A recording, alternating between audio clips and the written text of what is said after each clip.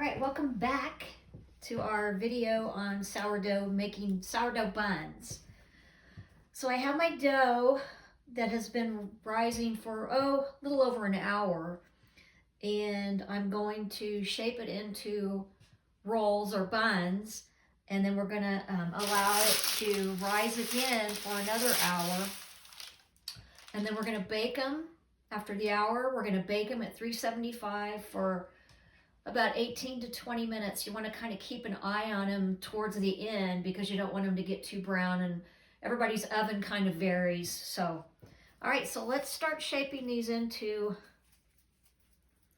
and one thing you really want to make sure that you do when you're shaping them into buns is kind of make sure they're all the same size. And I think I get 23,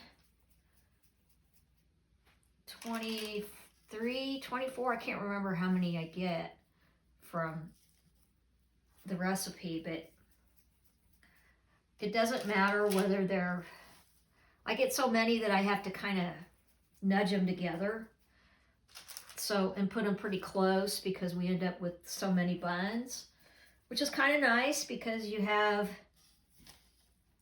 got all these buns that you can freeze and bring out of the freezer. And oh, I love the way this dough smells. I can smell it just rolling them into balls. So, it takes a little while to roll them into balls, but oh my gosh, it's so worth it when especially when you start baking them and you have the smell of that homemade sourdough. And, let's go back to adding the yeast. Okay, so adding the yeast just basically kind of speeds things up, but it doesn't take away the flavor from the sourdough. I mean, you can still taste the sourdough because it has the sourdough in it. And I think on my first video, I said discard, and I did not use discard. I used just regular sourdough starter. So I just want to make sure. There's not much of a difference as far as discard and sourdough. Discard is your extra.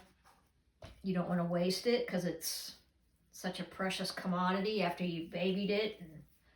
All right, so I can kind of, I guess, spread these apart a little bit. Normally I don't do that.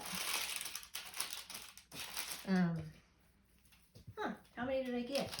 1, 2, 3, 4, 5, 6, 7, 8, 9, 10, 11, 12, 13, 14, 15, 16, 17, 18. So normally I get like 20, so I'm not sure what happened there, but I'm not going to question it.